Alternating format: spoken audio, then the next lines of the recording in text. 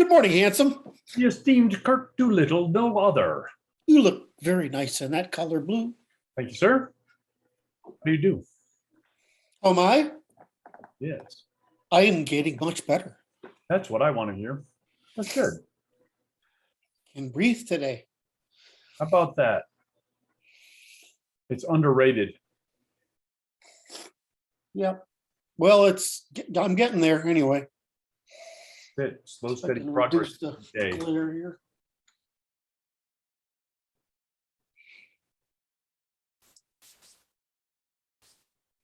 There we go. Anyway, Have your coffee? I have my coffee, I have my water, I've had my breakfast. Oh boy. Very good. Oh, yes. And I have our work prepared. Oh, very good. Make you the host. So just to warm up, or anything you want to cover today? No, I'm pondering this premise of mass formation that Robert Malone was discussing, which I'm certain is correct. And it's interesting to analyze the current social trends and functions in light of the science that you're bringing to bear. I was, sort of think about this. If a society is confident and has produced regularities, it's very hard for it to produce hysterias, which is what's going on, right? If a society lacks confidence and is disorganized in its methods, then it's easy to produce hysterias. The conventional wisdom is that we lost Christianity, which opened the door to these new religions. And of course, my argument is that the church failed to reform, all right, instead, and continue its Thomist evolution. And by failing to reform and claim victory, that it was, in fact, the most scientific of religions underneath all the mythos, that we let that in. But in truth, it's not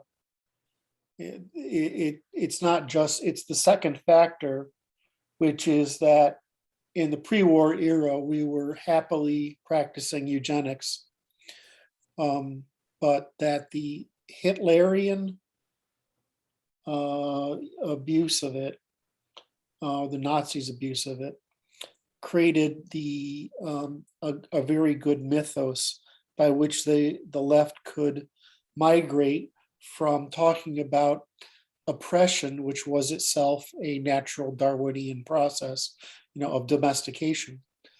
In other words, they could move from defensive to offensive and actually destroy the culture,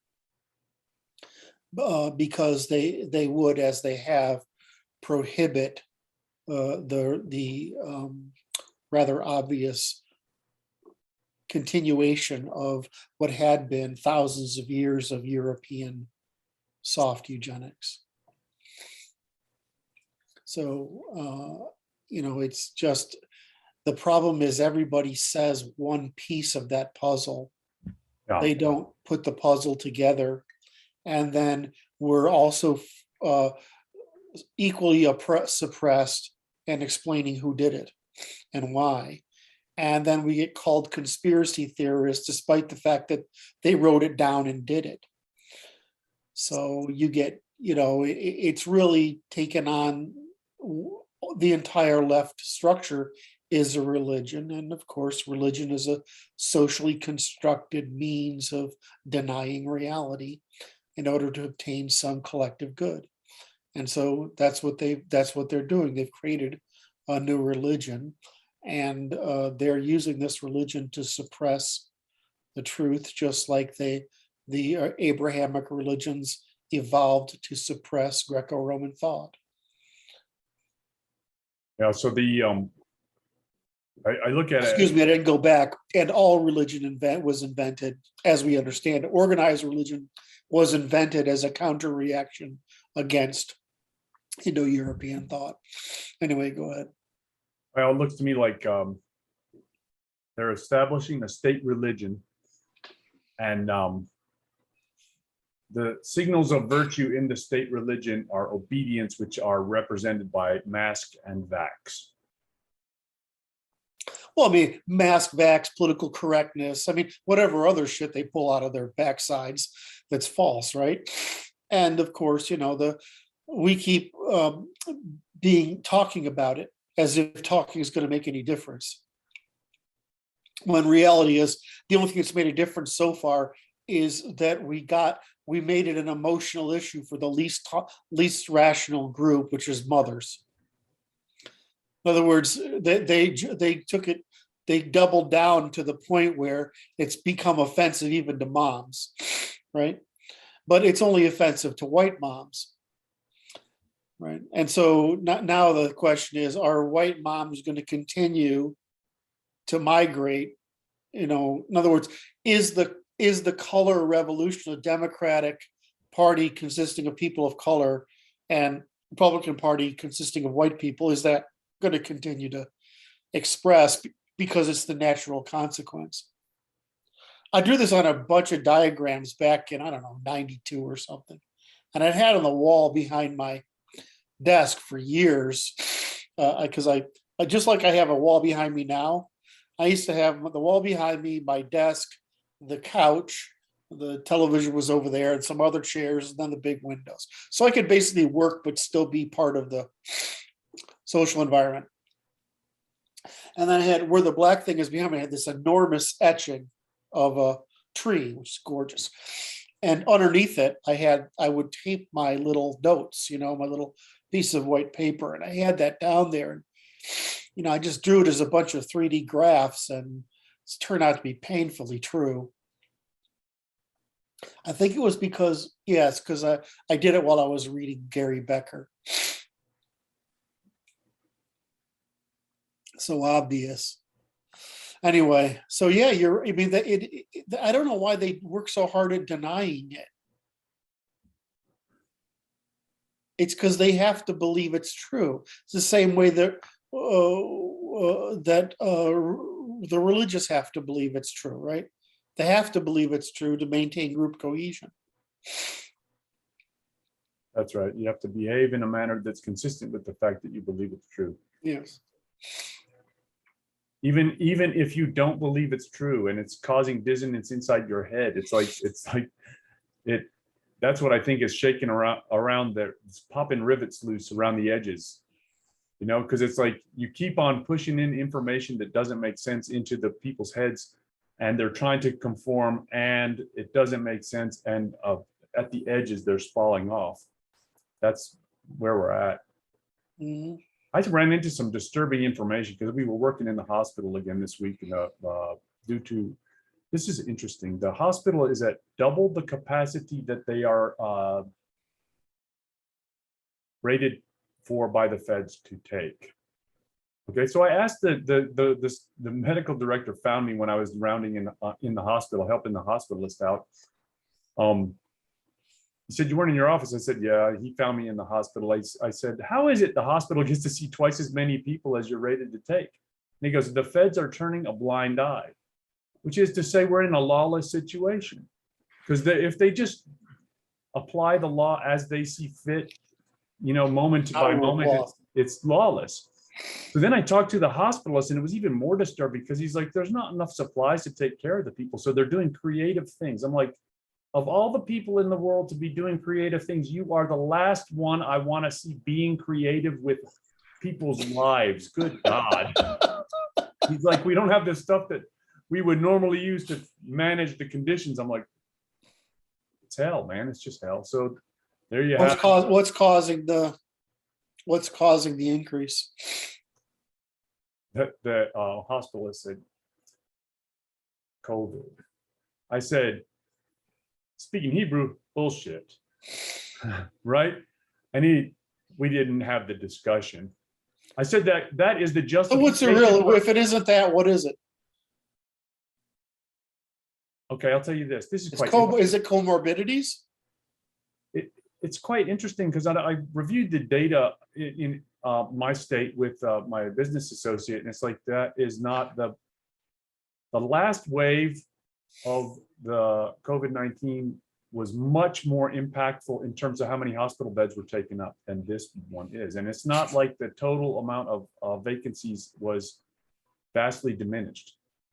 It holds pretty steady, that there's a certain crust at the top that's flexible, has ability to accept more patients. And it's not changed much. Is your hospital more likely to get patients than other hospitals? They've been absorbing them, and from an increasingly wide area, which is quite interesting. So we're getting high morbidity patients from other hospitals. It's okay. We're still a rural hospital, but it's like, okay, just remain calm and weather the storm, and don't try to make it make any sense is what I tell people, because you might hurt yourself. So don't. Anyway, that's that story. But see, the justification for everything is you say the virus, right? And it justifies everything you can do. We have to have this because the airlines can't fly planes because, right? I mean, it's like you saw. I just read it this morning. 2 airlines are canceling like 50,000 flights since Christmas, and it's like, why? The virus. And I'm like, okay. Well, I mean, it's true in the sense that there's lower demand for routes, right? And they're canceling. They're like, I think that there's see in the hospital environment, there's all the nurses are going to they're becoming floaters, which is like, okay, so they're not attached to a hospital, they're temporaries, and they travel. They call them travelers, but they get paid 3 times as much. I'm like, this won't last too long, will it? Because it's like, okay, you're bleeding out money all over the place, but it's like, as long as the feds keep throwing more in, it's okay. Well, yeah, just like that. I just work here, buddy. I don't, I can't. Here's a general principle of law is the purpose of a law, or excuse me, principle of a fine. We collapse too many things under this term law, right? And so, but what we really have is legislation, regulation, and command. So there's natural law, right, which would give us all the things that we normally find, which is a violation of reciprocity, a violation of reciprocity. And that turns out to be what's formally called law. Findings of the court is law, right? So the state, however, can issue legislation, regulation, and command. Now, the thing is that, especially if you understand the common law, a legislation must be universal. In other words, that's what rule of law means. It applies to everybody. And it must be general. So I can't legislate that Brad, right, that there's a law for Brad. That's not legislation. You can't do that. However, one of the reason we have judges, right, is because the judge has to actually be able to apply some sort of common sense, because really what you're doing in most cases is you're summing up debits and credits in the law. In other words, you're basically performing a sum, and you're trying to figure out if, the sum total of actions here consists of sufficient reciprocity for it to be legal, moral, reciprocal, and sufficient not. Now, so legislation is a general rule of universal application, right? A regulation is supposed to be those set of things that are necessary to ensure the law is followed, the legislation is followed. So it would be prior constraint and post punishment. And then a command is left for those things that are that must be done in a particular instance. Does that make sense? So we're at war and you got to issue command and it has to be this way. This isn't a function of violating, right? It's beyond that. So so the problem we get into is a judge needs to be able to make judicial discretion isn't for what the law is, right? It's for whether under these various conditions and rules some reciprocity was maintained or violated. That's it.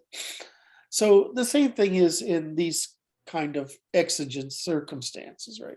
So if there's going to be a crisis, you don't expect everything to work perfectly. There's going to be some commands that are wrong. There's going to be some legislation that's wrong. There's going to be everybody's going to do things wrong because frankly, the reason we call it exigent circumstances, we don't have time, right? There's some sort of time pressure that's driving an urgency of action.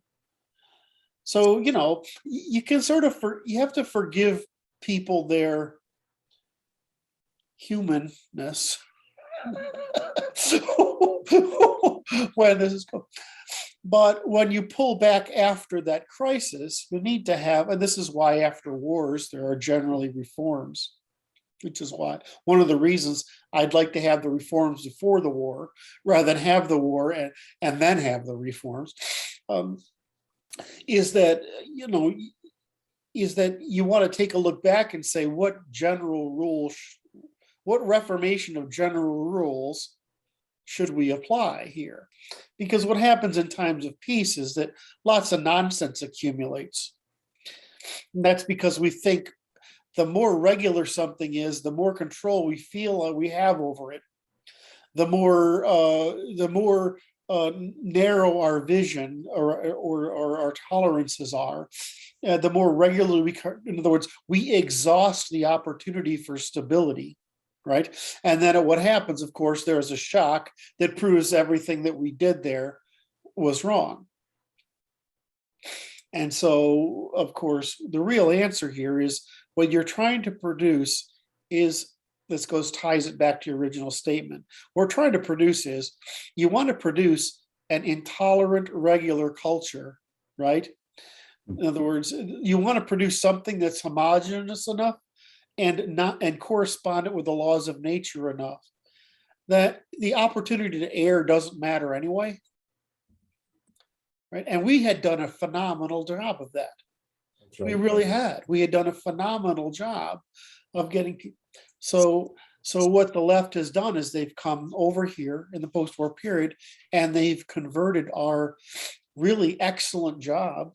I'm going to always be persecuted for favoring soft eugenics, but we had done a perfect job of maintaining this, integrate people into it, train them, discipline them, train them physically, train them emotionally, train them mentally, and train them in skills, right?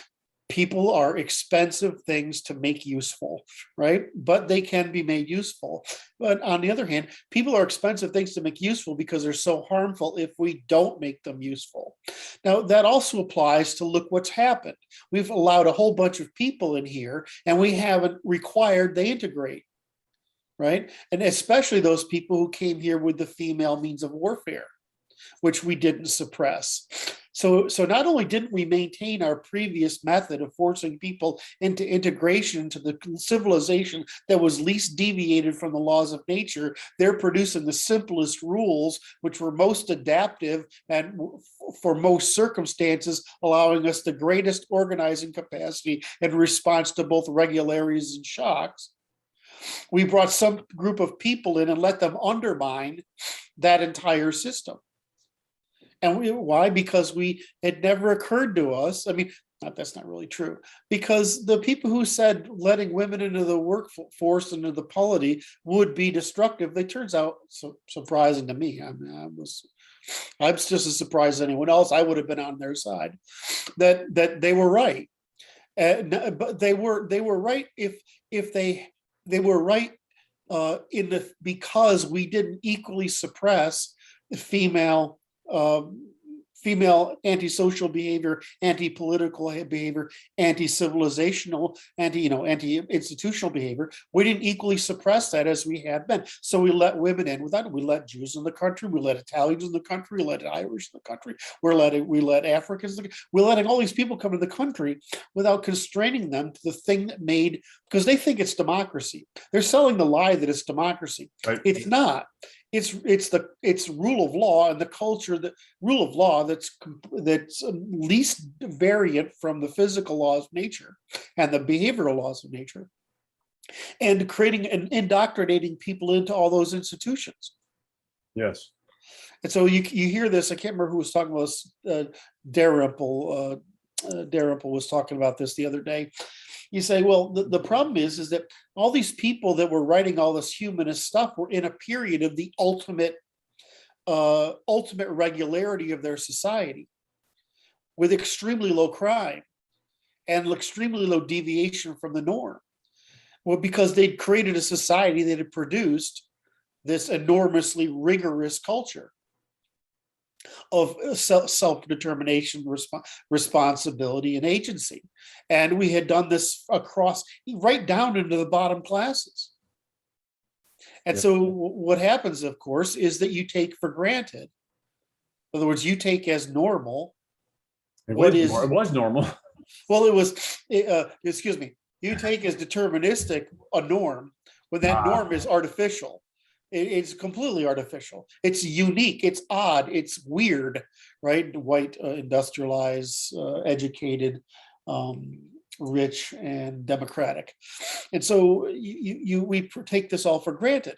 Well, the same thing happened here, is that we got this wonderful period of prosperity in the post-war period where people were making the pretense that we were now free of prior constraints.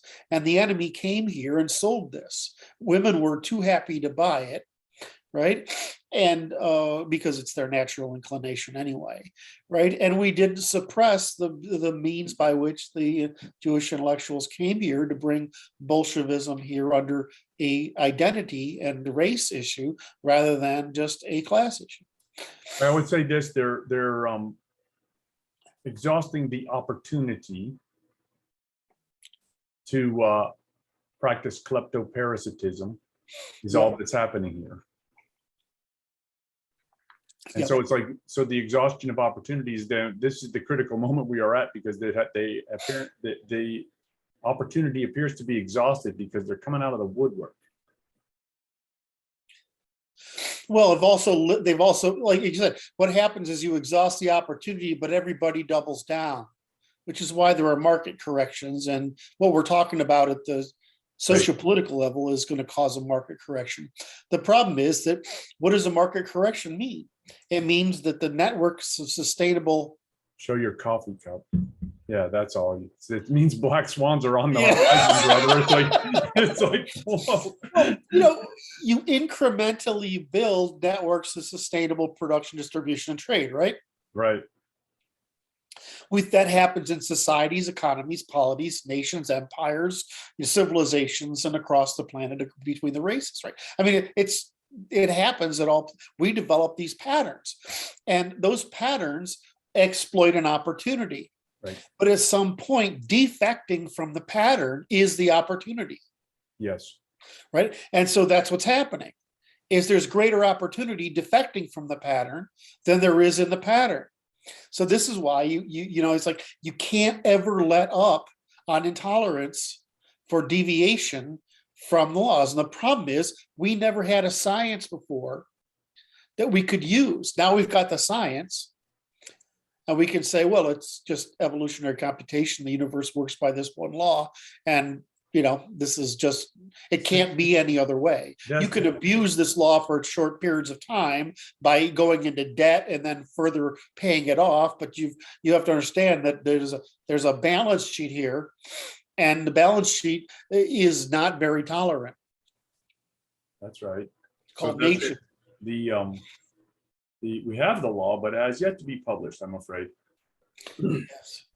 Anyway, that's a great segue, by the way. I want to thank you for that. That's a perfect segue to our work. It worked out. It was a good lead up. providing context. So we have the law. Now, what you've been pushing me toward, and what I've been trying to develop the physical, mental, and emotional capacity to work on, is what you call the series. And over this past week, I feel I've got healthy enough that I might be able to, my voice is still a little hoarse, but I might be able to work through this. And so I thought that we could start that project this weekend. Very good. Now, you did ask if we could move Wednesday to Monday. Is that true? That's correct. That's you per wanna do management. Yeah, You want to do Saturday, Sunday, Monday? that will work. Okay. It's up to you. If that's how you want to work it. Otherwise, we can I actually like that negotiate. better. I like That works better. Yeah. Okay.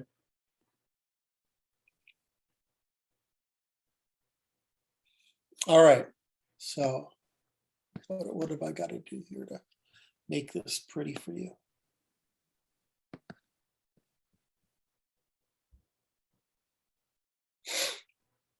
I'm the boss now. Yes, You ready? I'm ready. You said it, and that's, don't blame me later. Okay. What do you see? I see some nice colorful triangles and existence. Great. Computation. Yes. Behavioral computation. All right. So I'm just going to go over the outline here. Okay. Right. So we want to cover the major series. There really aren't that many. Okay. No, it's kind of shocking a little bit. The problem is that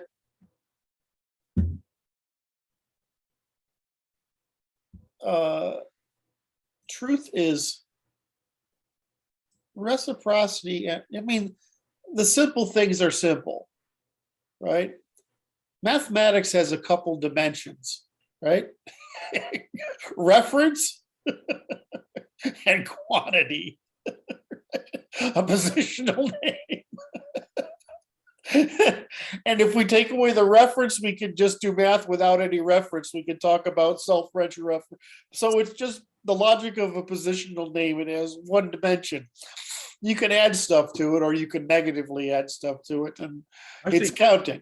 Well, I actually would say it has two dimensions because it is along a line.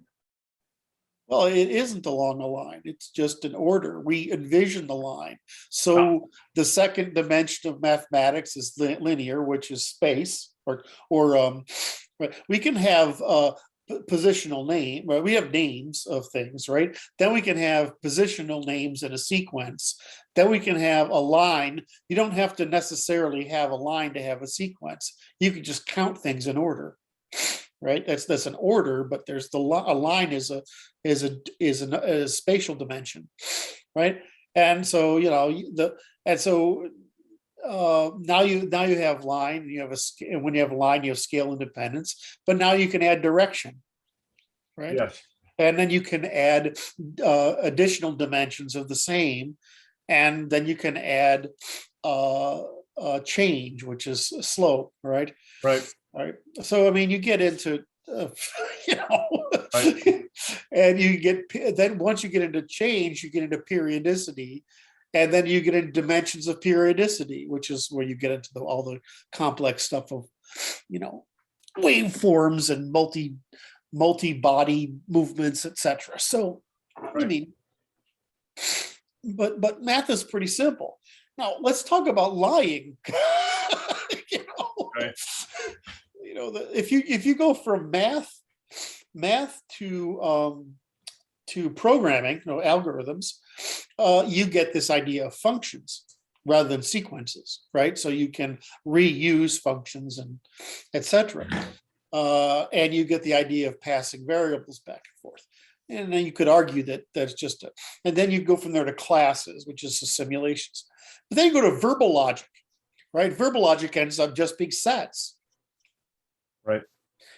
But I mean, by the time you get all the way up to lying, I mean, you've got, ignorance, error, bias, wishful thinking, suggestion, obscurantism,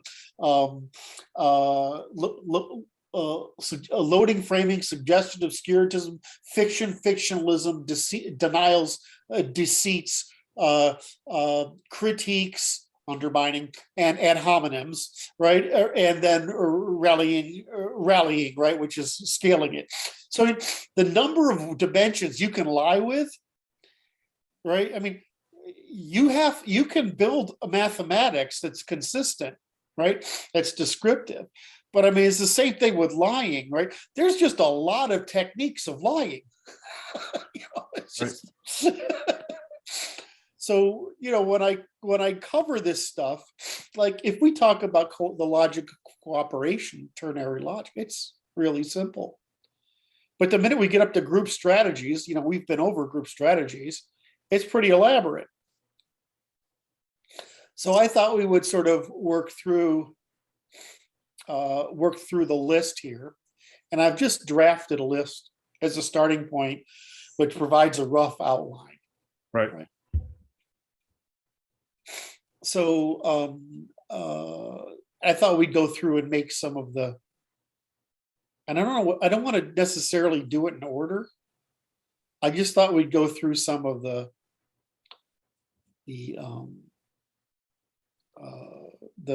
common ones and show what they mean. Does that make sense? That works. So let's do reciprocity, which is the one everybody wants to know, right? Right. Which is I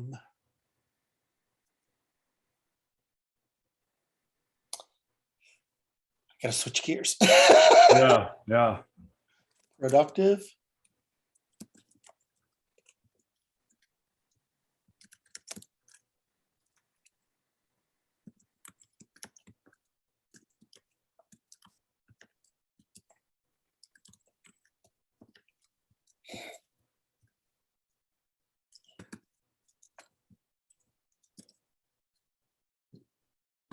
free as imposition of costs upon the demonstrated interests of others. And within the limits of liability and the restitution. All right, so if we want to put that into a list, it's just productive, fully informed, warranted, voluntary transfer of demonstrated interests, free of imposition upon the costs, upon the and within the limits of liability and restitution. Right, so that's reciprocity. That's nice. Now we tend to do this. Oh, We tend to say exhaustively informed these days. okay.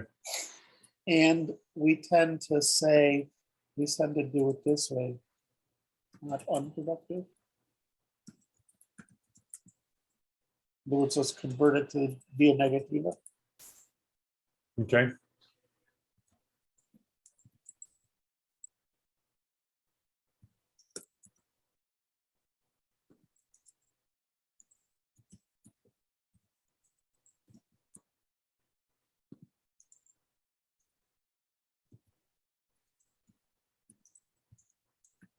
So when the litmus test of reciprocity is blackmail,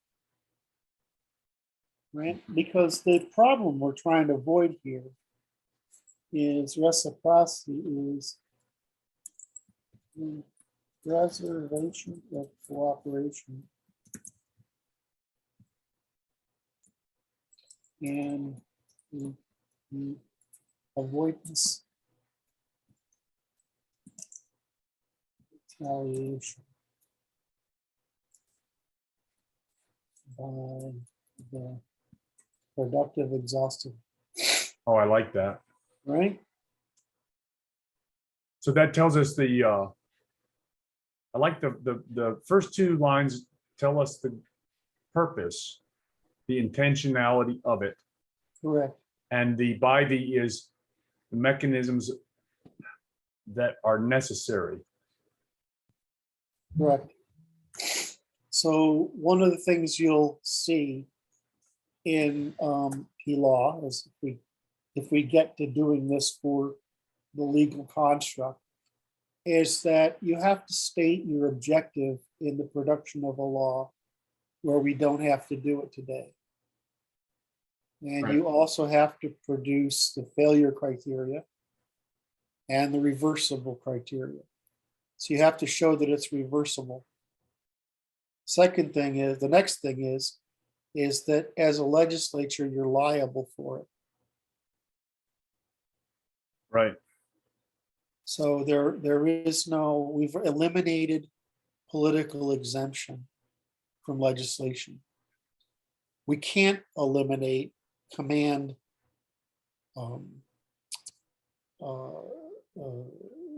protections, because the reason you have a command is because information isn't necessary or isn't possible, and cooperation isn't organizable because of time and incentives, but you still have to produce a common good, right? So you're admitting that these things aren't, you've gone to pre-cooperative institutions, right? You've gone back to the military. That's right. Which is, we have a duty. Anyway, so that's reciprocity, right? And and the reason is, it's not, you can't I mean, we've tried to falsify this and we can't falsify it. It's not that it's unfalsifiable. You could falsify it, but it's not, we can't we failed at falsification. In other words, there are no criteria we can find under which this, well, we have to say why. One of the things, the reasons is that man follows a very simple set of instructions, which is there's neural economy, Okay. but there's also biological economy. Yes.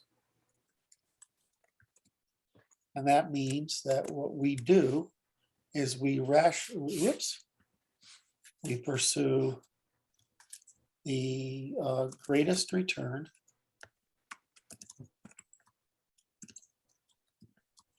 in the shortest time with the least,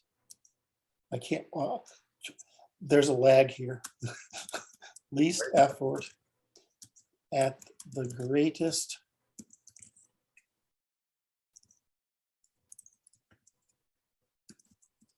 I'm gonna stop looking. Search to at the lowest risk. I don't know why there's a lag. I'm just getting a lag. So that's how humans always behave. The thing is, people, right? That people forget the second half. Which part? In competition. Oh, yeah. With all other Others. opportunities. Just others. Oh, opportunities. Okay, yeah. It's the greatest return of the shortest time with the least effort at the greatest certainty at the lowest risk in competition with all alternatives. Tends to That's be very nice. I've got a question for you on this, and please. It's procedural, kind of. It's like, so you develop these series and then falsified them with the guys, I presume. Most of these I did. These early ones I did early on.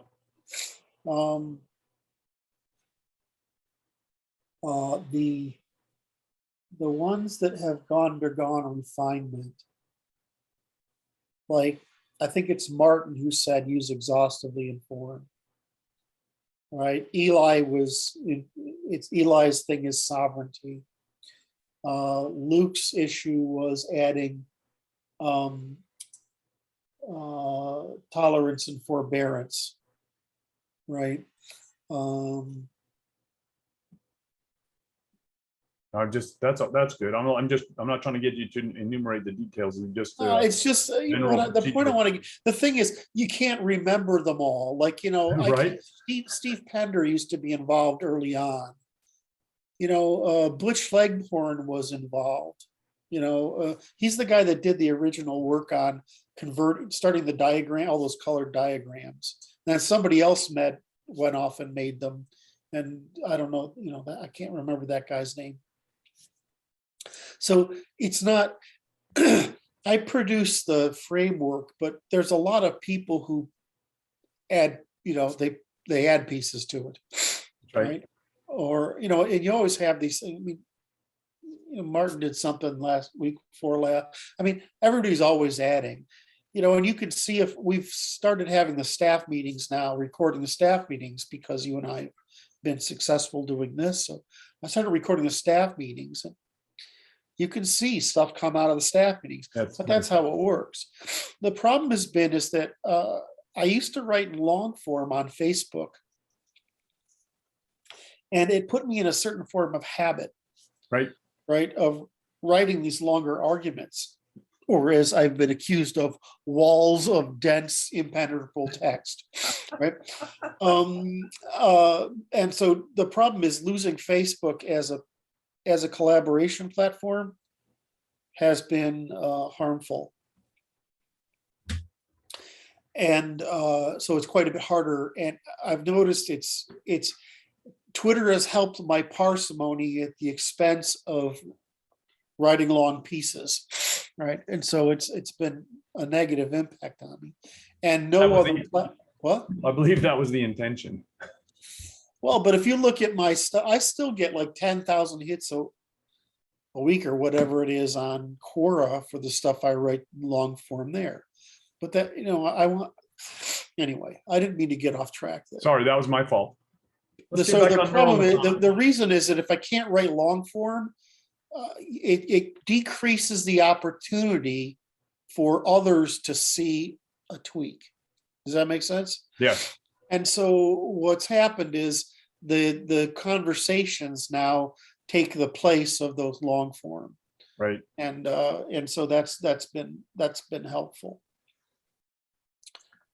And anyway, so back to it.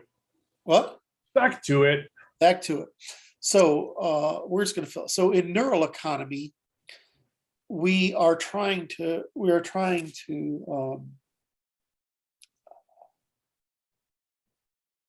I don't know if I want to go there.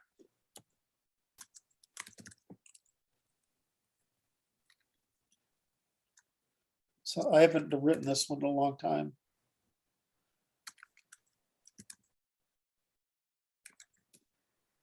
That's it. This is.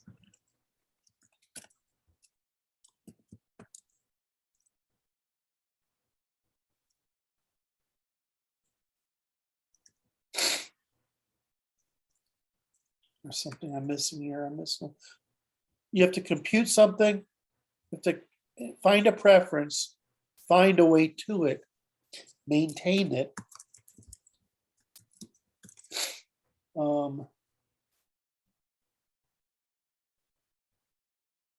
In the face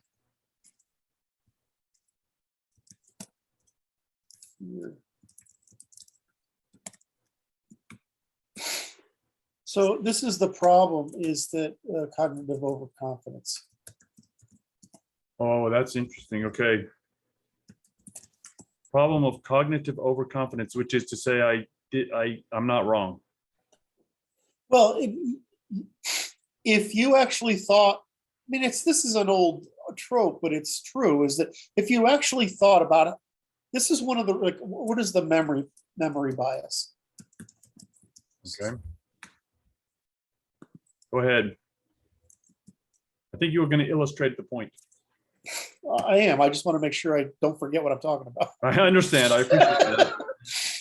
Because I haven't reduced this to a a clean series. Right. But it's the least cost of computation. You have to be able to come up with an answer.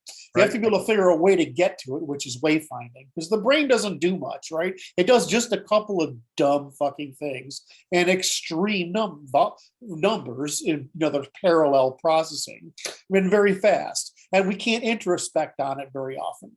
So you're just basically trying to identify, value something, right? Have something seize your attention. And then once you have seized your attention, find a way to get it, which is wayfinding. I mean, everything evolved out of movement. So, I mean, the algorithms that are available to the brain are very trivial, right? But then you have to maintain it in competition with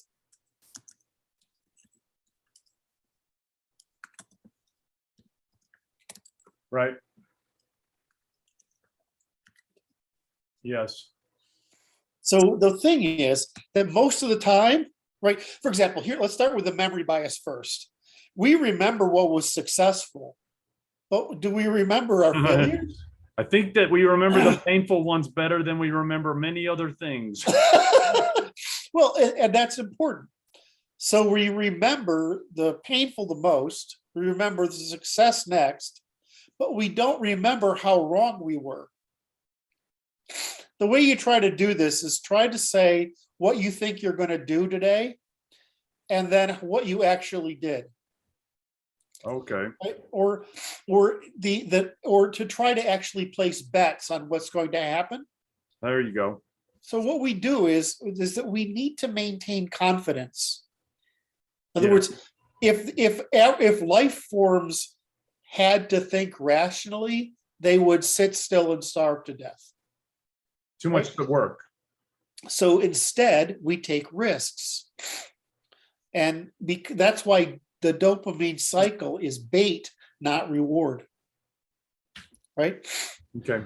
So it's baiting you to act. So the reward is its own reward, but the reward cycle is actually produced by anticipation. That's right. This is one of the negative problems with daydreaming. That's anticipation is dopamine. That's interesting. I'm pondering a few patients related to depression, right? Which is I've exhausted the baiting cycle. I don't believe the bait anymore. I'm not taking the bait. I'm just sitting at home and watching TV for a while and drinking some beers because that's what depression is. It's exhaustion. Right? But it's so that you recharge the dopamine cycle again because you've burned it. You've burned the candle too hard. Now you're like, okay, it's not successful enough for me to continue. Right. Most of the time, depression is telling you something true. That's how I view it. This goes to my basic premise about the universe, which is information transduction at all levels. Okay. Yes. So there's a signal coming in, and it's trying to tell you something that you're supposed to process information differently somehow. And it's up to you to figure it out by creative mechanisms using your neural economy as stated on this line here, right? I've been told that I don't know when I'm depressed because it manifests in me as disorganized thinking. I think that I view the body, the individual will process information within this biological system. And everybody has their own breaking points, which is the weak fuse. Yeah. And it's so I've met the people like irritable bowel syndrome is the gut is the breaker. Yep. Okay, well, your breaker is up here somewhere, right? Yeah. And that's okay. It's just that everybody's got the breaker in a different place. Got one. The problem is my breaker doesn't go off early enough, and I end up in the hospital with IV liquids because I'm dehydrated. I haven't slept in 3 weeks, and I still think I can keep going. That's problematic, man. That's not so good. It's not good. You need a keeper. That's what that means. It's not a good thing. Anyway, so So All right, back to it. you did talk about, that was important to get across, that depression is actually usually good information. The thing I like about the ketamine therapies and the various MDMA and therapies that are coming out is that it's actually the best way to get over it. We just have to figure out how to administer the therapy, because the real problem for your brain is rewiring is costly. Yeah. Right. And most of the problem is the energy required to rewire it. It may be more than you can bring together. And so yeah, the neural economics of it causes you to short circuit it, because you double down in these circuits that even if you want to, you just can't do it. You just don't. So this is why fitness generally will work. The problem is people can't get fit fast enough. I mean, it's like runners. I mean, when I was running, I can't run very far. I can run like 2 miles. My asthma. But when I was running, I could run a mile or 2 miles. A 5K would kill me, but I could run a mile or 2 miles. And the euphoria it produces is why runners keep running. Right? I mean, and so the problem is when you're depressed, it's very hard to engage in that discipline. So this is why I'm kind of frustrated, because we're not moving this therapy. It's really obvious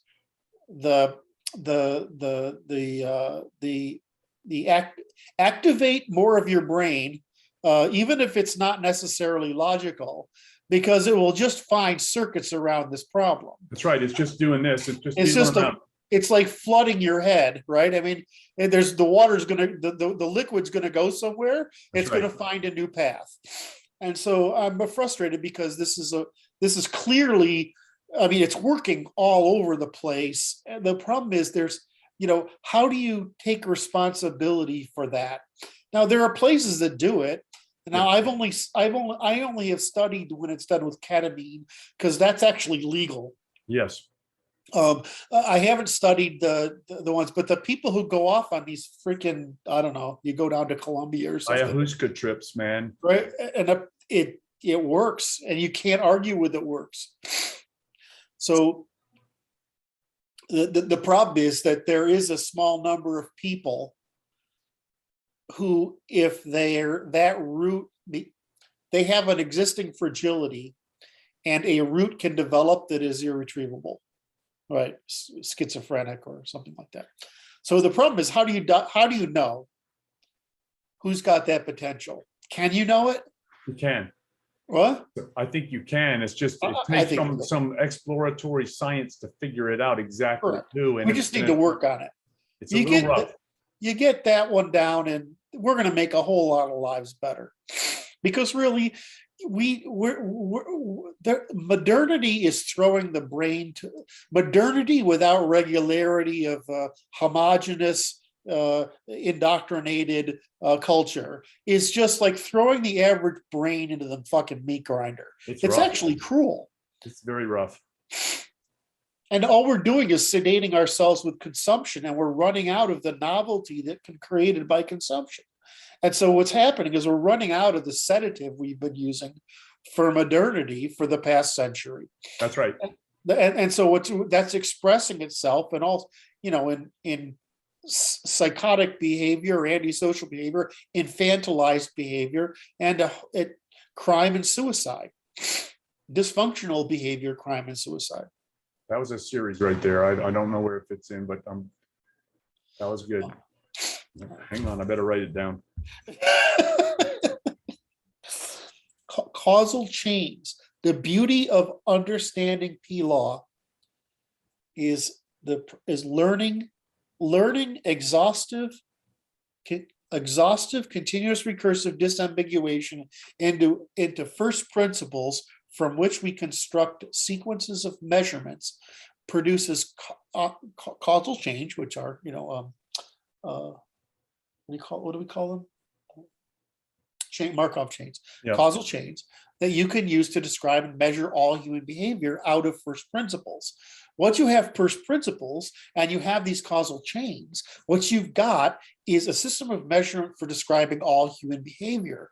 And not only describing it all, but you're describing it commensurably, in other words, and causally. So this is why it helps you understand all not only human behavior, all animal behavior, all physical behavior, all chemical behavior, all biochemical. It lets you explain the whole world from the subatomic level all the way up to the evolution of the life cycle of civilizations.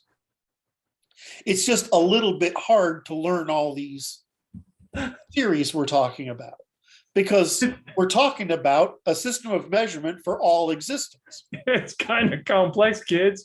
Don't try to do it in one It's sitting. just a lot. But I tell people that I mean, you go to carbon hydrogen chemistry, which is we call biochemistry, or but right. Once you realize why that carbon works, because it can form more shapes than anything else, right? It sort of makes sense, right? But the number of things you can build in chemistry, which is a science we understand well, I mean, it's insane. Look once you get into carbon, you can make machines basically, right? Carbon hydrogen bonds. Yep. All of a sudden, you can make proteins and a protein's a machine. It's literally a machine that does work, right?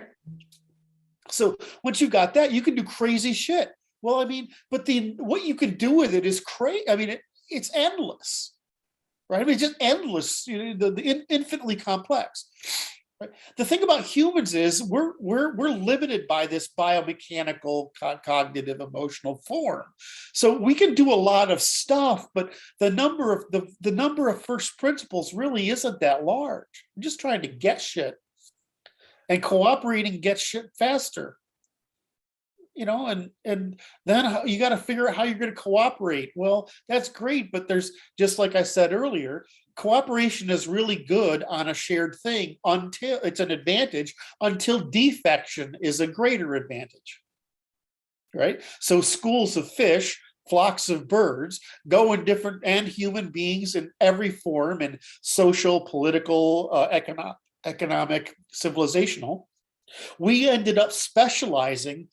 Every civilization ended up specializing in something differently, but we specialized in everything that could be specialized in. It's not a wonder that there aren't more macro civilizations and races, because there aren't a lot of options left.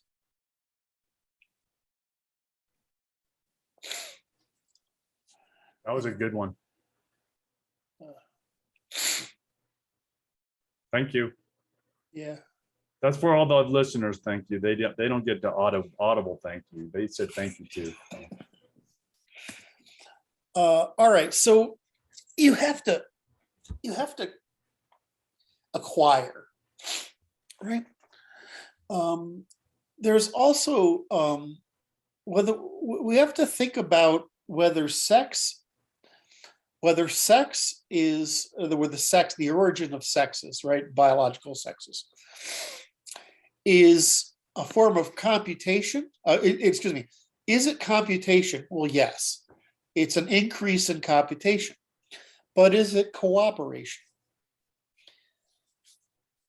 Well, I don't know. I mean, I would say it is. I would say it is, and it's cooperation. What's interesting is it's biochemical cooperation is what it is for the generation of a unique entity. yes. Well, It doesn't the require. thing is, we tend to put. Go ahead. The question is at what, if I were to talk about it here, it comes across how do I say this? Yeah, I guess it is, right? The problem is you have the evolution of the capacity, and then you have the human hierarchy. And I was trying to combine those two. So I'm trying to say, where do I put sex? Because realistically, sex is a form of organization or cooperation to produce offspring, and it's probably better to start there. But in terms of evolution, the Right. importance of the Precursor to humanity and it's animals. a precursor. So my instinct is to put it is in sexual. Right. So my series of these forms of computation of levels of complexity goes from life. Life is precursor, which is acquisition, and then sexual computation as the sequence next in the sequence. So I view acquisition above sexual computation in terms of ordination of the levels of complexity. Well, and the neural economy goes. That's interesting because what you're calling biological economy is within the neural framework. Right. So that's the thing. I want to separate behavioral. Right. So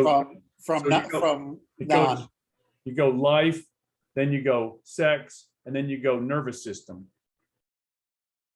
Yes.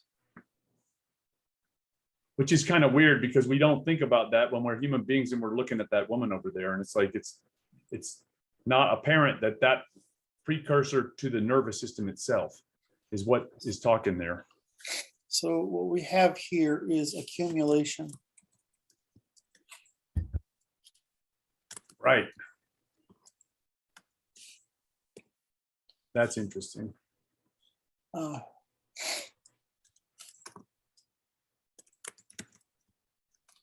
Yes.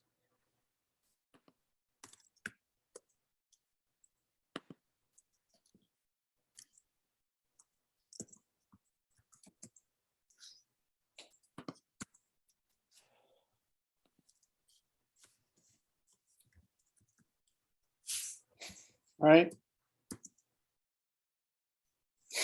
So for the audience, I'm working backwards because I wanted to start with something familiar.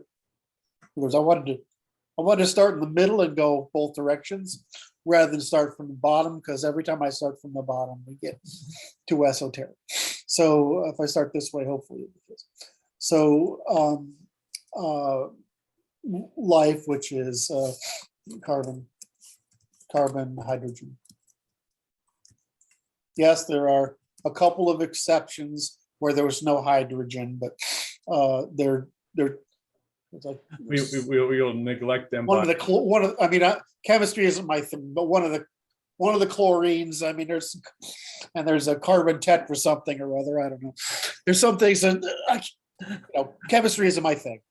Chemistry's down there with biology, and it requires you getting your hands dirty, smelling bad things, and cleaning up lots of dishes.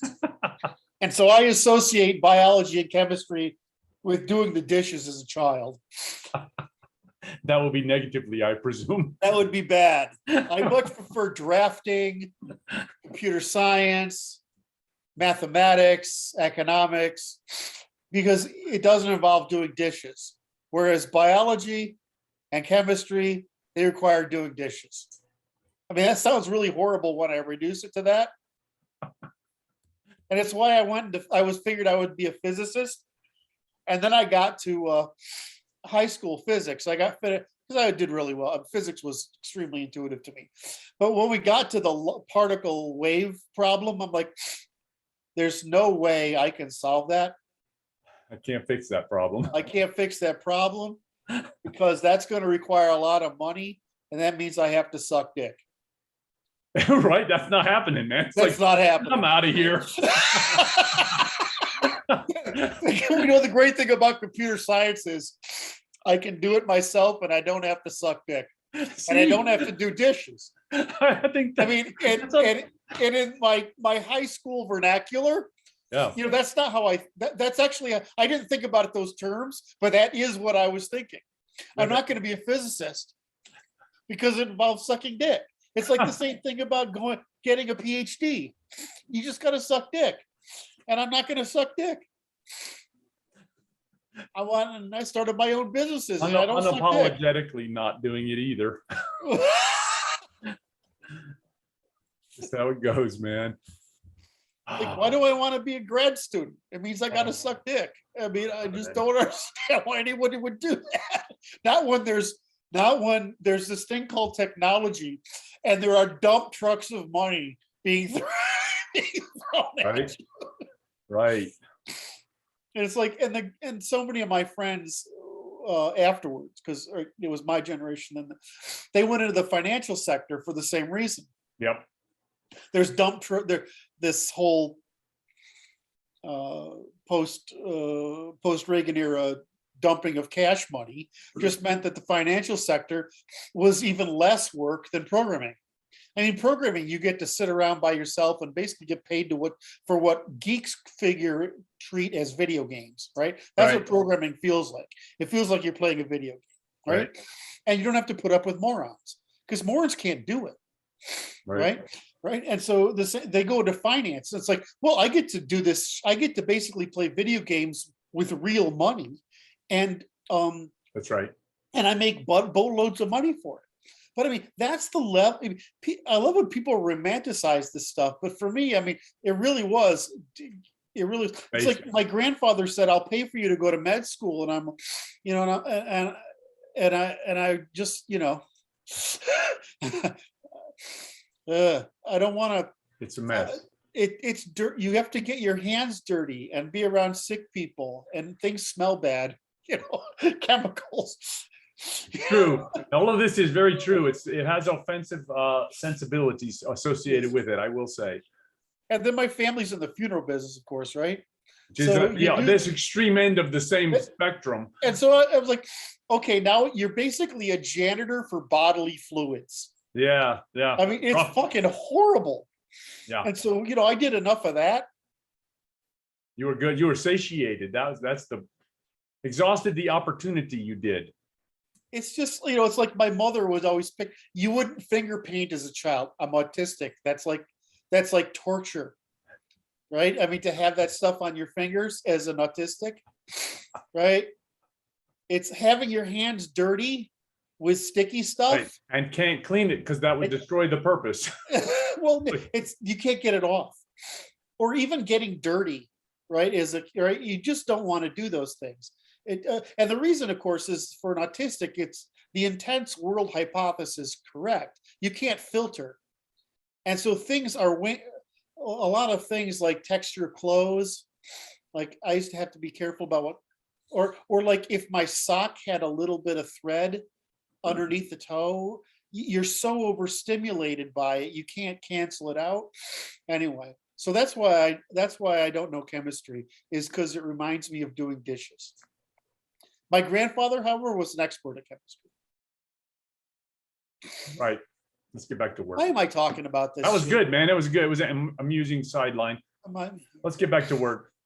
All right. So what do I want to get at? I wanted to do reciprocity, which starts with acquisition, right? You have to acquire.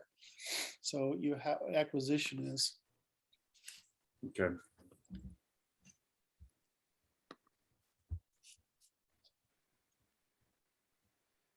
Problem of time.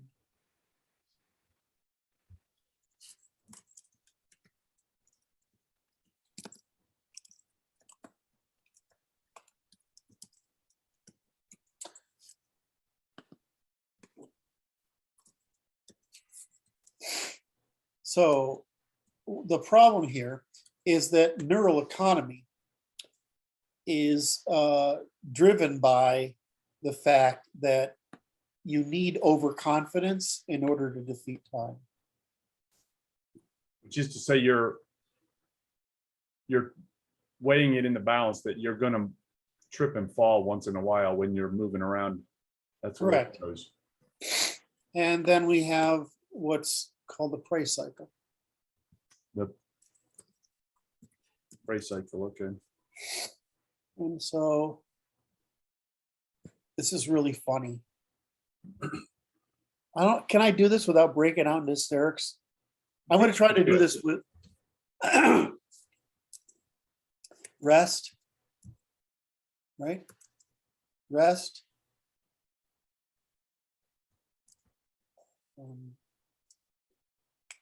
Awareness.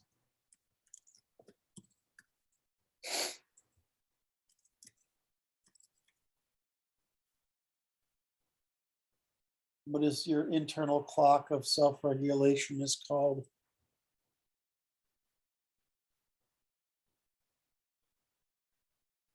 God damn it. I hate it when I lose a word.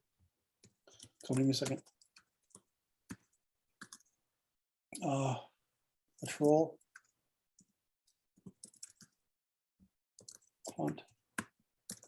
Chase. Pounce.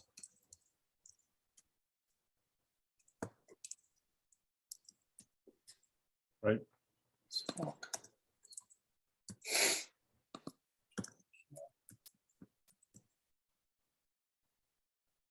Kill. Meet. Feast.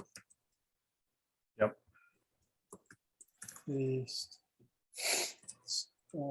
Socialize. Yeah. Sex. Rest.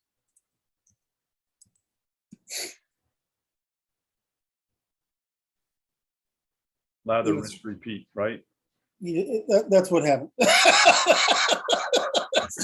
I knew where you were going with this because I'm like, I know why he's gonna laugh now. I was trying to calculate that about a patrol. I'm like, where's he going with this, man? Okay. The prey cycle, that's nice. I've written more on this somewhere. I'm trying to do off the top of my head, but I've actually mapped this to the biochemistry. Huh. We know it best in dogs, but it's the same in humans. And so for humans, so this is the same thing as, so when we're talking about religion, I'm just going to put this in here, see also.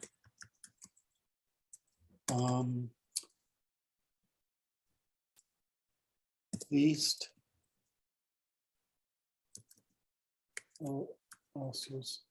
Feast. Story. Done. Oath.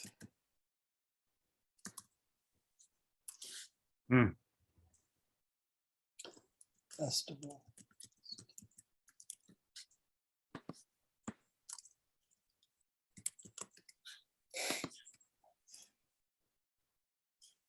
So what, this is really just a variation on the prey cycle.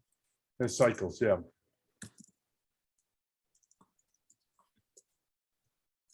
That's interesting. At a social level, yeah. So the thing here is that we are naturally unequal. So we use the feast, we use the, we call spiritual to create temporary equality, which produces mindfulness. Yep. Ah. Mindfulness. This is why, I mean, so all our feelings, what we call spiritualness, is just running with the pack. Because it abandons neuroeconomy. The pack of herd. Momentarily, right? Yeah, so, but you can, it's like we can hypnotize ourselves, so to speak, Yes. into all sorts of states if we work at it. So some people spend their lives trying to produce that state as their norm. So this is interesting because it's like the prey cycle exists at the animal level, which is to say pre-social. Yes. And the social level, which is humanity. So there's a distinction here between the animal, because I broke this down with neural economy is the development of a nervous system, then animals, and then social animals is the next functional level of complexity of cooperation.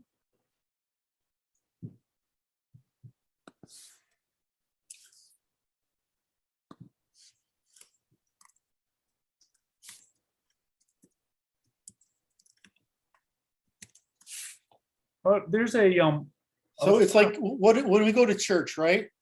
We go to church. We tell some stories. We have a feast, right? We share food.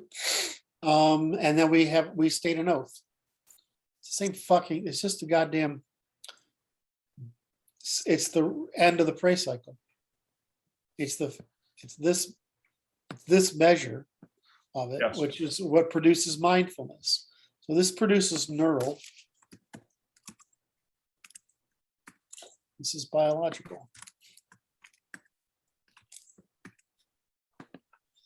Does that make sense? no. Um, The prey cycle is neural. no, prey cycle is biological, but what's happening is you're producing this mindfulness by the act of doing it together. So I That's mean, a social function. correct. This is social.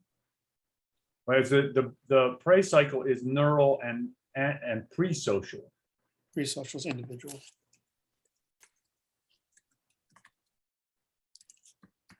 This is social.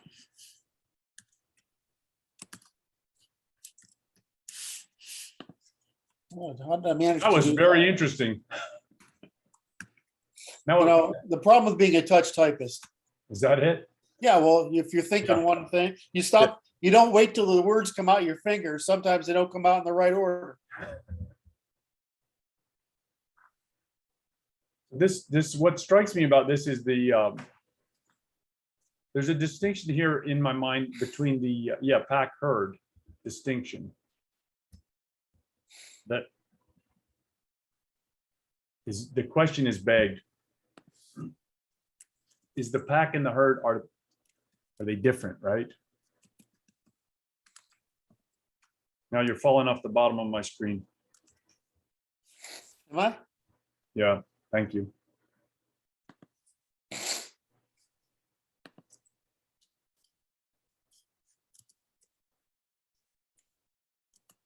Correct. Predator, herd, prey. Okay, so because this is quite interesting because it's like the human beings. Just male and female.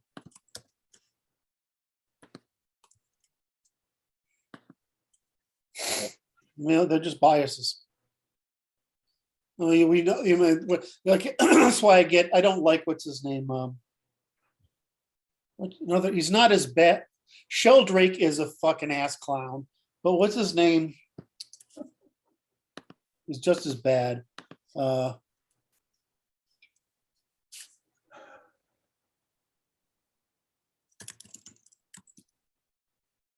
don't know where you are now. You disappeared off the screen. I'm off the screen. Okay, you're making notes on the side. Master emissary by Mm-hmm. McGilchrist. Yep. Another ass clown. All right. So the master of the emissary. You have all these guys trying so desperately to take some emotion and from some religious experience and create a suicide. It's like the Germans, right? They can't freaking deal with science, so they create philosophy, right? But there's just, it's the same with the Celts. They can't deal with science, so they got to bring in some woo-woo. I just don't get it. It's like it's like, unless you're English, why do the English not bring in woo-woo? I just don't get. I mean, I'd like to know because it's just rare. Anyway, so McGilchrist comes along with the master and the emissary, right? Well, that's just predator and prey, right? The actor, the observer, and the actor. Fear, awareness, right, and opportunity, action. And it's how the brains, sex differences in brains are organized. Right. My interpretation of McGilchrist is he's representing in his book the social influence of the relative bias in the social environment is what he's responding to. Yes. And that, But again, this is the problem. If you don't go to first causes, you make all these doorways for woo-woo. So if he started out with, well, this is the biology of it. This is this is the physics of it. This is the biology of it. This is the behavioral expression of it. And this is the social manifestation of it. That would great. But every time you don't do that, you create this freaking venue for magical thinking. And a lot of the people want magical thinking. well, what I think was interesting about McGilchrist was this: he's like, oh, it appears to me that it's excess. He related the scientific revolution, so 1730 on, and the industrial revolution, which followed, as excessive male influence in the social environment. And it's like this. It's like, I think he got it twisted in the 20th century because it's excessive female response, but the female response is guided by the herdsman, which is the patriarchy writ large, which is what he's responding to, because we're exhausting the physical opportunities of the planet, which is too much predatory response. Let me explain this for the audience because it's actually easily understood. Yes. So the empirical revolution, or the Aristotelian restoration, begins in around 1200 with the restoration of trade in the north and the reintroduction of Aristotle, because the Muslim scholars had fled the refundamentalization of. Okay. So what happens here is that you have a normal technical opportunity to knowledge. So any knowledge that provides a technical opportunity is valuable. But any knowledge that provides a social disruption, or God forbid, a psychological disruption, is highly resistant, right? I mean, so what happens is we work the Aristotelian message through the scientific into the commercial and to the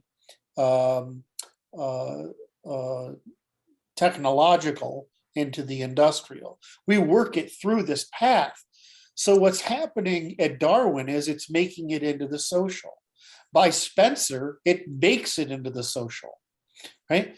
And by the eugenics, it's made it past the social into the political. But what happens is World War II. So it's natural. He's half correct. It's just that the masculine is less resistant to adaptation than the feminine. In other words, the scientific, technological, and economic is an advantage for males, right? But it's a cost for females, right? So we were working that cost through the system. What happened is the world wars happened at a point that brought Hitler into being, and it was the combination of Hitler, the necessity of demonizing Hitler and the Nazis to get political momentum, and the post-war Jewish intellectual movement back into the West as a revolt against the Darwinian revolution and the eugenics revolution.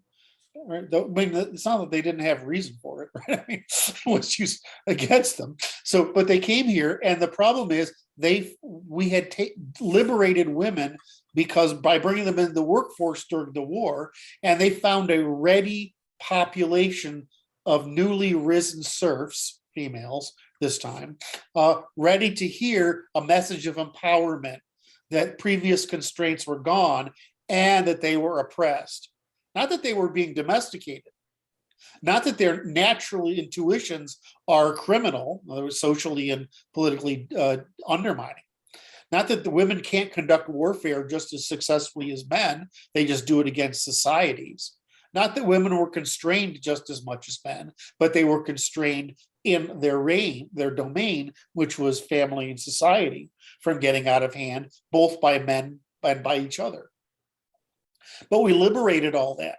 So he's trying to cast an emotional, he's contributing to the false demonization of the male, when it's simply we didn't complete the completion. We didn't complete the science of behavior equally to the science of technology. We didn't finish that sequence before the war ended, and then it turned into a new religion.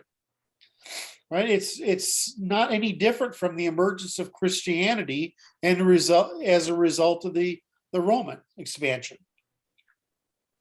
So it's the same stupid thing. We got another religion out of it. Or why the Iranians invented monotheism in order to put war against the Indians. Right? I mean, it's the same crap going on all over again. So yeah, it's a new religion. And yeah, he's casting it, but this is the problem with not understanding. McGilchrist. What? You mean McGilchrist? Yeah, McGilchrist is just like, he's not quite as bad as some absolute lunatic, like whatever the other guy, I can't remember his name already. Sheldrake, what a fucking moron, right? Or almost every philosophy professor today is an ass clown when asked these. But if you don't know the first principles, you have to explain things in these shallow, moralizing, fictional, mythical nonsense, right? Which might be comforting storytelling, but it's still mythology. And what the problem is, once you've inculcated people with mythology, they have no way of getting out of it. You have to re-educate them rather than educate them. Right. I went off on too much of a rant there. That was a little bit of a rant, but that's all right. I think it was useful, that one. I'm trying to think if I want to make a comment there, but I think I will forbear. You're doing great. Okay, so why do we cooperate?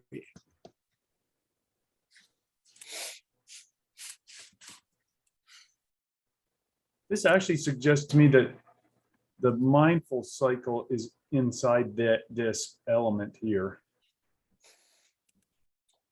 Well, I mean, Just saying. mindfulness is not aggression. No. Safety, right? And so you get that. I mean, all social animals do that, but it doesn't mean they can cooperate in the sense that we can, right? I guess you could put it there. Just suggest. Maybe. We'll think about that. Right. Right. We'll put that in that. So we have cooperation. And,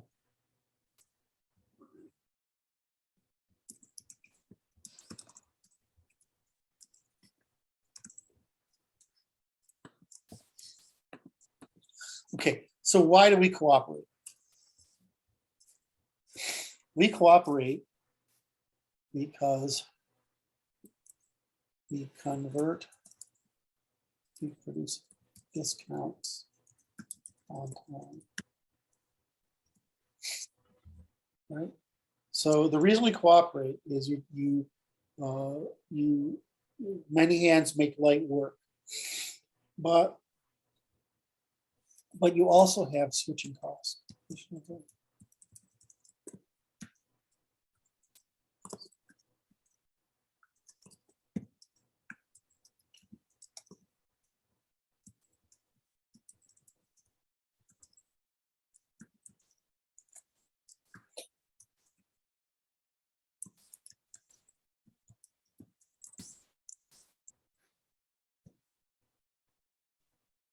This is huge. So the purpose of cooperation is a division of labor, right? As a discounts on time. So if all of us do the same thing, we're reducing the cost of getting it done. Is exploiting an opportunity. All right.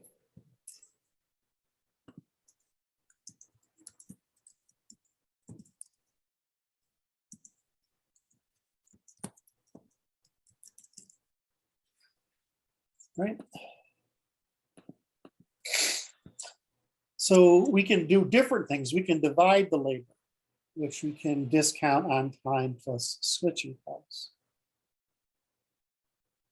In other words, Adam Smith used the parable of the pins. Yep. So a guy can, if you have to, you know, pound it out, pull the wire, cut it, point it, head it, polish it, and package it, that's a lot of switching costs. Plus, the amount of capital you have to hold and manage in order to do each of those tasks is high. Whereas if each of us can produce just a few pins a day. But if we divide up the labor of producing pins, so you pound it, another guy pulls it, another guy cuts it, another guy heads, points it, another guy heads it, another guy polishes it, you don't produce a linear increase. You produce an absurd increase. That's a Henry Ford. Well, Henry Ford was just applying Adam Smith. Yep. And so, and the second thing is now you only have to have the supplies for pulling. You only need the capital for pointing. You only need the capital for heading. You only need the capital for polishing, and you only need the capital for packaging, right? I mean, this is just a good example. The difference is those guys make 10,000 pens instead of 100. It's not a small increase. Now, at the macro scale, the way we talk about it is you gain an extra 20 to 25% for every doubling of population. Does that make sense? Yes. Right. And that's the rule of thumb. That's also the power law. It shows up in Pareto. It shows up in everything. Another Increased general productivity by population based on the division of labor. Yeah. Okay. So, you dramatically, as numbers increase, you dramatically reduce the cost, effort, time of whatever you did. I want to point to this previous one, same. There's the discounts on time and exploiting an opportunity by reducing its costs. It's like this. Available opportunities increase because of the scale of cooperation as well. So by saving time, Because by saving time, we create the opportunity to seize more opportunities. I want to illustrate this a little bit, because it's like, Kurt, you're not going to get the mastodon by yourself, brother. You can't. It's not possible. So it's like all of us, we're going to go get the mastodon and split him up, literally, right? And that opportunity doesn't exist unless we have this scale. So it expands the opportunities of all the individuals within the group by the cooperative effort, even if we're doing the same thing. How did you just say that? We expand the opportunities of the group by scale of cooperation.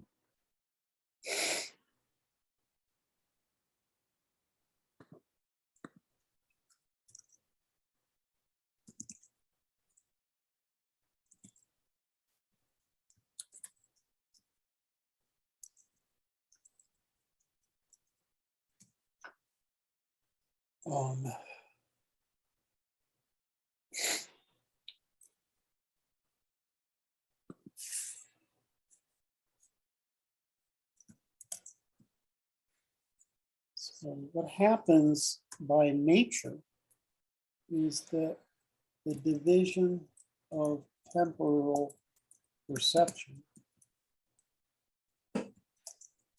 Yes.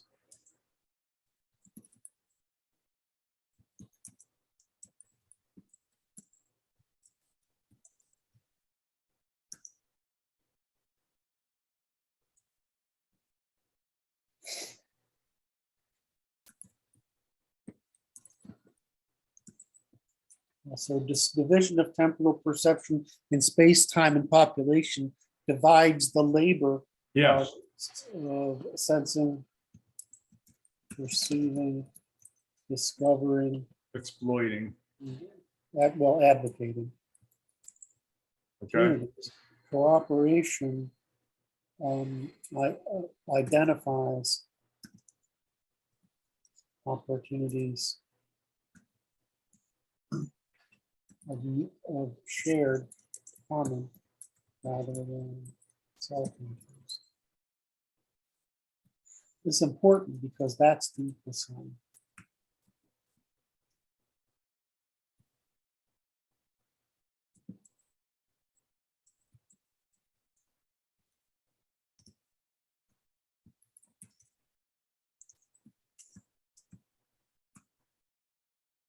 is that?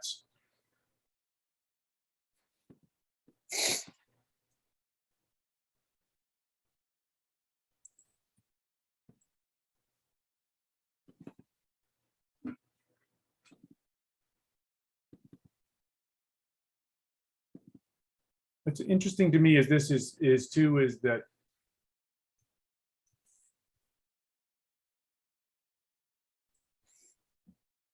it operates, cooperation operates at the individual level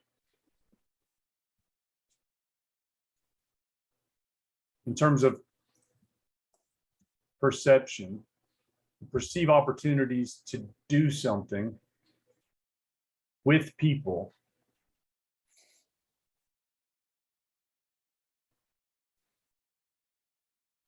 To exploit opportunities.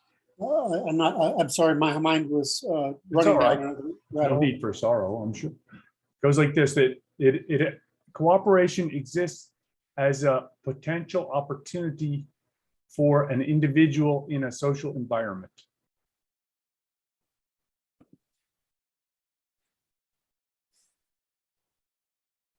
So I want to get that. It's there. I just need to hear it again one more time.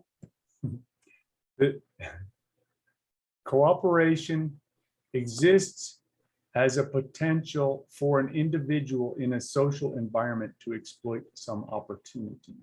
So Because it's like, it's distribution.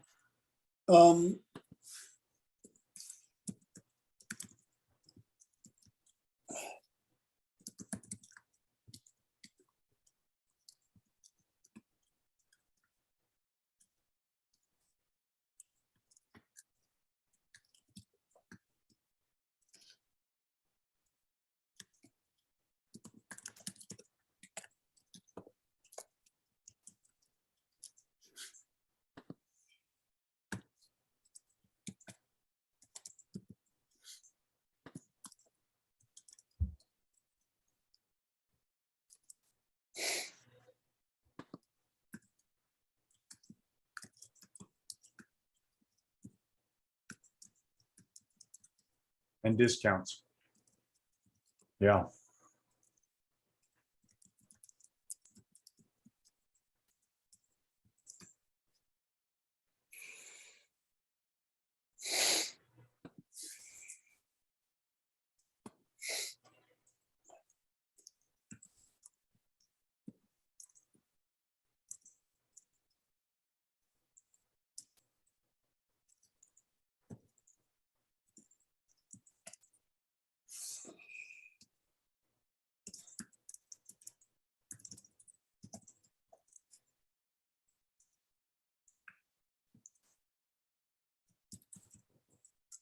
Yep.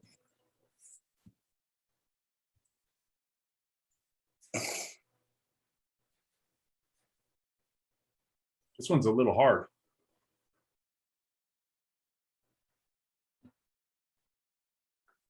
What do you mean? This section is a little bit No, we'll just for resistant. Huh? This section is a little more resistant than the previous ones have been. Harder to understand, you mean? No, just more resistance. It needs worked. It's good. I'm just trying to figure out how much to put in here. Right. Because what I'm trying to get across is here. Is what? Well, I mean, I'm trying to get to the ternary law, but there's so much Right. good stuff to put in here. Yes. That I could just, I'm thinking about all the things. Well, do I need to put that here? Whatever. And the reason is that there's a lot in this general rule. Yes.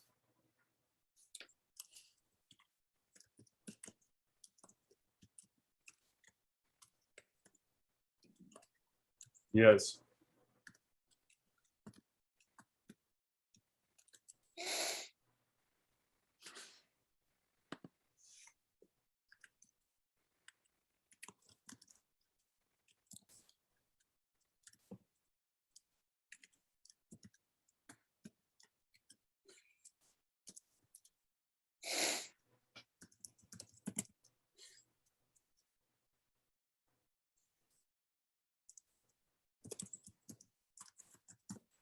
Yes.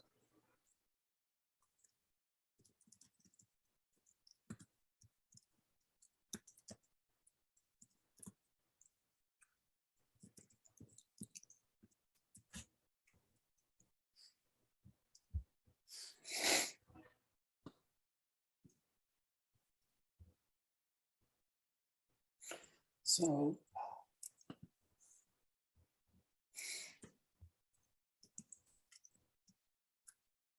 There's a, okay. Try not to interrupt your flow of thought here.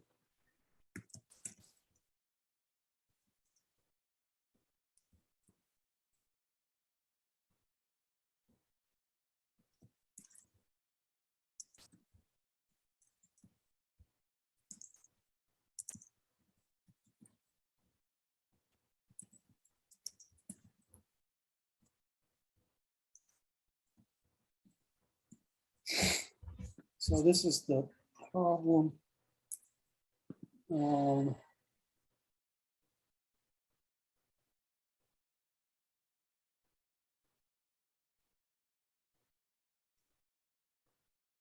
Density.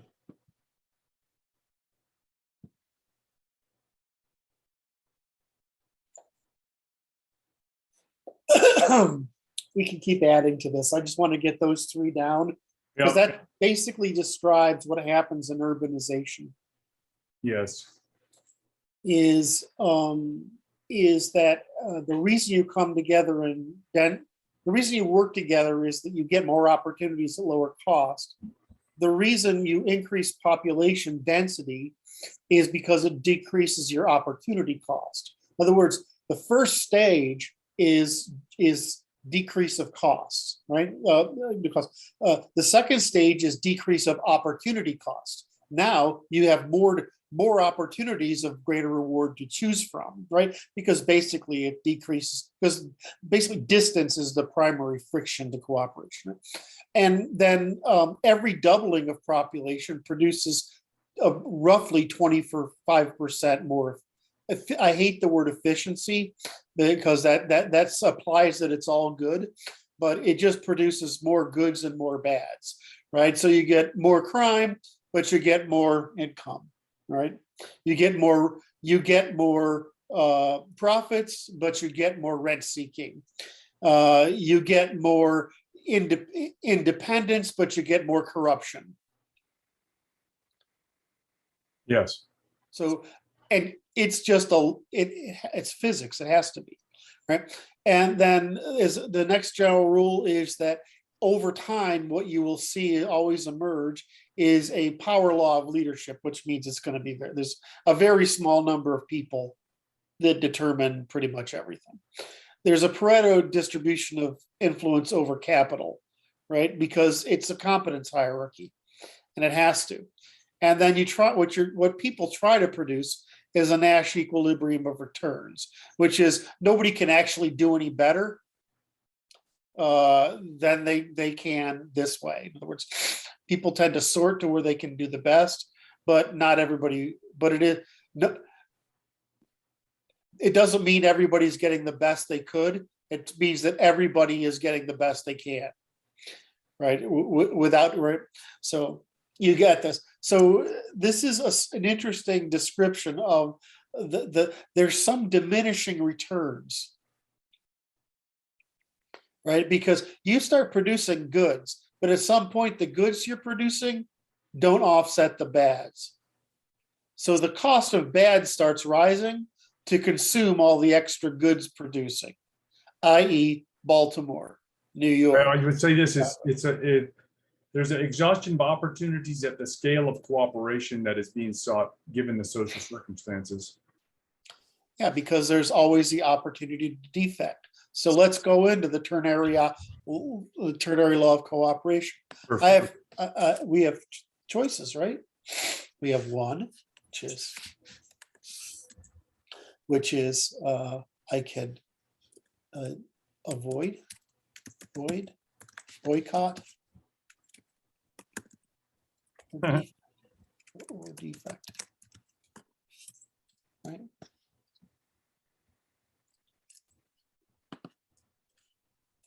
Two. Why do I get this number? Or I can cooperate, right? Or I can conflict.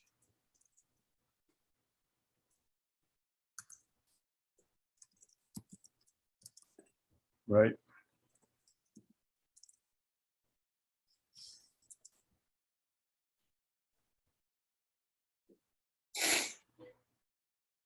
So this produces cooperate incidentally, what do you call it? Opportunistically, regularly, or with or consistently.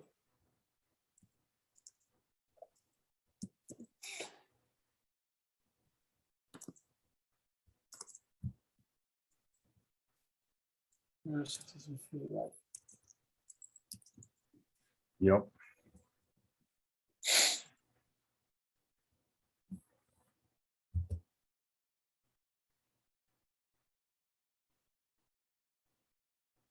So those are my three choices. So when is cooperation rational? When it's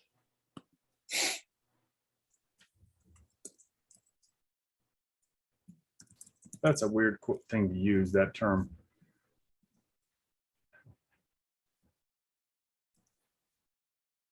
It's like, it's interesting because irrationality is like, okay, it's economically of, okay.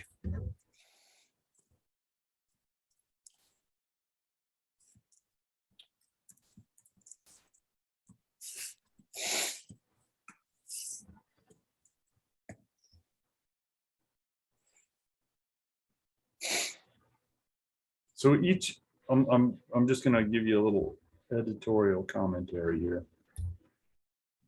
Each of those three is a series mentioned above. So avoidance, cooperation, or conflict. Is that fair? yep. Okay. Yeah. And it's like this premise of rational, which is to say,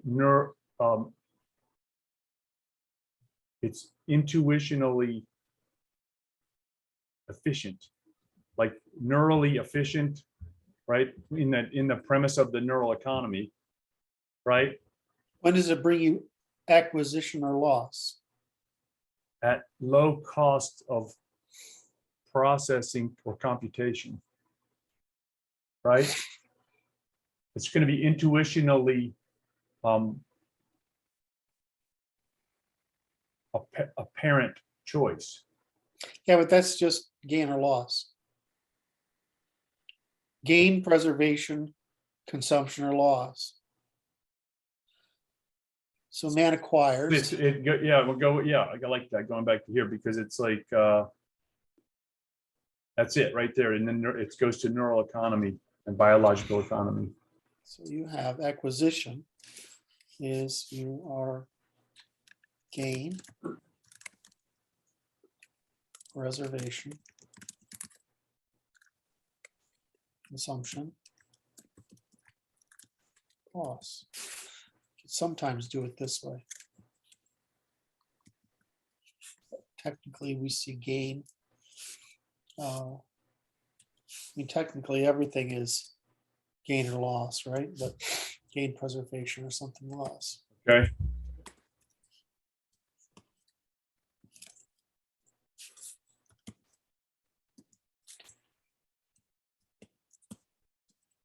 So this is the positiva.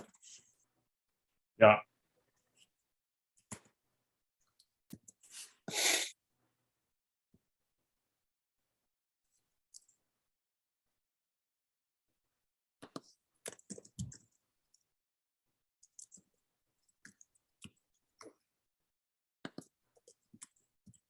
Yep. That is all your brain does. When you say intuition, that's all it's doing. It's just weighing it out. It's just doing that. That's it. There's nothing else going on. Every decision in your brain is based on, am I going to acquire something? I think you just called me a bot, man. Well, we are all bots. That's the point. That's all that's going on. And what gets your attention, Right.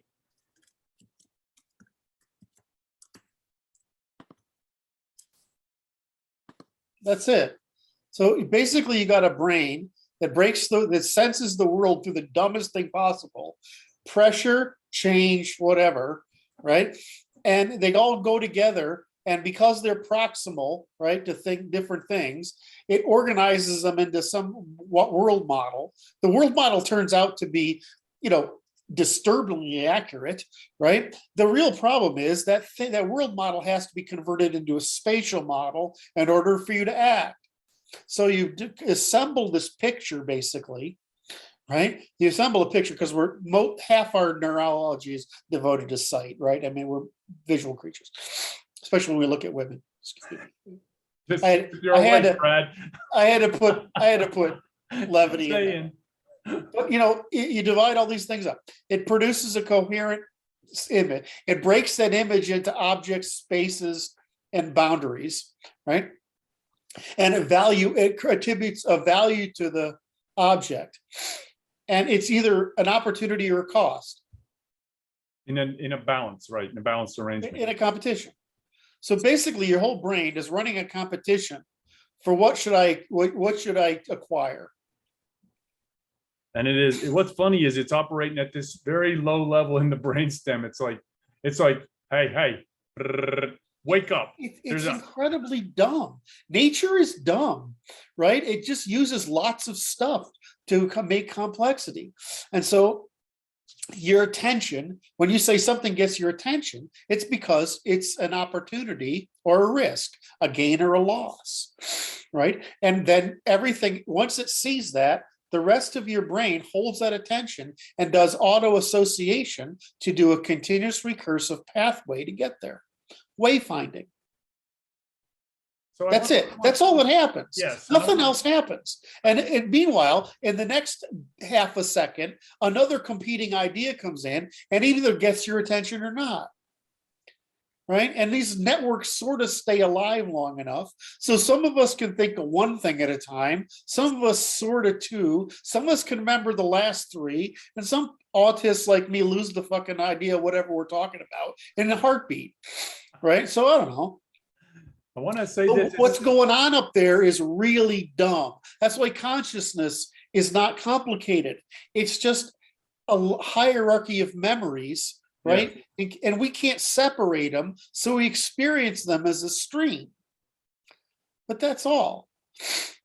It's just a bunch of memories of memories of memories of memories. When I think of memory, I mean, it's memory of the last part of a second, right? I mean, right?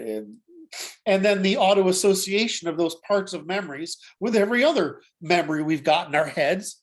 It's basically how many Christmas tree lights can we light up in order to feel like we can find an opportunity. It's like the dumbest thing in the world. That's why it's so beautiful, so wondrous, and so frustrating. I mean, you always laugh at me when I find these things frustrating. Oh, those are the things that are the most interesting, man. It's like, what? It's like, where's it? It's like, what are the elements that attract your attention are quite interesting to me, because it's like that, they tend to be the interesting elements of the discussion.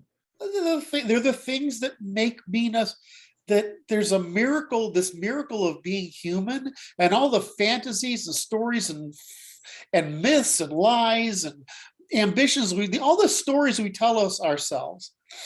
But underneath it, we're a fucking cuckoo clock. You know what I mean? It just this you know. For future reference, that'll be FCC. It's just, But wait, I want to point this out. So scroll down a little bit, because it's this cooperative function. which one? This section on cooperation and this section on the ternary law of cooperation exists at every level of complexity. It's the law. It's not, it doesn't just exist in a social human space. It exists at every level of complexity from the basement up. I mean, we're not special. We're just more of it. Right? I mean, that's really it. We're just more of it. And we got lucky, and then we converted body mass to this. It's really expensive. We converted body mass to that, and we got running and hands. We got eyes, that, running hand. And so our ability to adapt is just more than anything else, because we've got more of these, because these just determine the rate of adaptation. That's what intelligence is. It's how fast you can adapt. Well, is DNA intelligent? Well, it acts, its behavior we could assume is intelligent. The difference is what we mean by intelligent is the ability to make a choice. And we make a choice from predictions. We need memory in order to predict, to make a choice. That's what. But is DNA intelligent? I have to talk about that, because it remembers. Okay, it has a form of memory, and it has means of calculating, genetic mechanism to relate to the environment. Yep. So it can choose. It changes its form based on its environmental interactions. It can only react. That's the problem. This DNA is reactive, and we can act. In other words, we can predict. I think that DNA is making a prediction based on how the environment has treated it in the past. And you think you choose, and I'm like, I think you're a bot, big boy. Well, it literally can't do that. But if you want to say all we are is a more advanced version of the DNA, then yes, I would say, yeah. More complex arrangement of the environment around the DNA. Or we could say we predict better. We are necessary to expand the scope of our environmental utilization. Right. There you go. Well, so we've sort of used our time, but what I want to talk about is that these are first principles. Yes. Right? They're not incomprehensible. Once we get down to what's this first principle of existence, right, or of computation, and you see that that's all that's going on. That's all that's going on. That's all that's going on. That's all that's going on. There's no difference between whatever it is that it makes up the quantum background, the particles, the atoms, the molecules, the chemicals, the biochemistry, the cells. There's no difference between of the first principle anywhere. And so that's why it's so important to say this is a universal system it's the most parsimonious system of measurement for the commensurability of all human experience and knowledge. So it's the thing, it's just a system of measurement. And so you know when you look at it that way, it's like, yeah, well, a ruler is a really simple thing, right? Yeah, we've got a lot of rulers and protractors here, What but you- fundamentally, there's just one unit of measurement, and it's evolutionary computation. it's a funny thing because I like there was an invention the Greek. I think it was oh shoot, Euripides, not what I don't remember who did it. Eureka, what's his name? That Greek that said Not coming to Eureka. me. What? My mind's somewhere else. No, anyway, so it's like he invented a machine for the Roman Empire, and the thing measured miles, so Yeah. they could put a milepost at every mile on the road. And I'm like, what is that? I'm like, the technology of the road and the miles on the road. It didn't occur to me what a brilliant thing that was for the Roman Empire, because the Legion now knows how long it's going to take to get to Athens, okay? Which is the barbarian doesn't have a clue. He just keeps on riding. He knows he's got to go around that hill and around that hill, but he's like, the Roman guy measured it, and he's got his body of troops that are going to get there will be there in a little while, right? And that's a huge measurement is the technology. A measurement produces an ability to increase the precision of prediction. There is at all times a minimum, most parsimonious system of measurement in this universe. The hard problem has been finding it. Yes. Right? What set us back was religion first, Greek idealism, Abrahamic religion, and the new one that's setting us back, the third one that shouldn't have set us back was mathiness, which is the same one that set off the Greeks. They screwed them up. And so we ended up with set theory. And then we had the world wars before we could finish what was the social aspect. And because in 1830, Babbage failed to produce computation, mathiness went sideways, causing science to go sideways at the same time that social science went sideways. So we had a convergence of failures that prevented the completion of the sciences into a single system of measurement. And we did that because math went back to being practiced as verbalism, in other words, language, instead of engineering, which is measurement, which is why physics is kind of fucked up still. And it's why social science is screwed up, because people are trying to lie about the 4 laws of nature in order to obtain the political power to deny those laws of nature. To gain momentary advantage, to exploit the opportunity to lie and acquire through the process. The problem is we're the only people that did this. It's really expensive to do it. It's counterintuitive to do it. And if the enemy wins, they'll take us down like they've taken down 7 other great civilizations in history. So the problem is the enemy's method is really successful. Lying is cheaper and more pleasurable than truth, even if it comes at the cost of devolution and stagnation. I would say that I'm gonna play the kleptoparasite for the moment, okay? I love that word. I know my nephew sent me that, and it's like kleptoparasite. You said it to me, and I couldn't remember who sent it. I had to ask, and they said, "Oh, it was Brad."